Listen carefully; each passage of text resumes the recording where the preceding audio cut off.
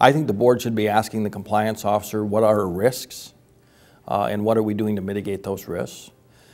Number two, I think that the board should be asking how is management doing in terms of implementing the compliance program. We should have metrics, we should have compliance objectives, we should have a scorecard, and we should be regularly reporting to the board of directors on how well management is doing and executing against those objectives.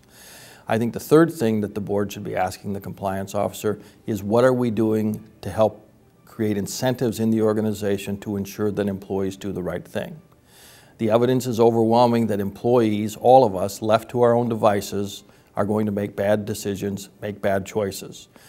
Somewhere between 30 and 90% of our employees believe it's okay to lie, to cheat, or to steal in the right circumstances, and we need to make sure that we have communicated to our employees and we have set the expectations that they don't do that.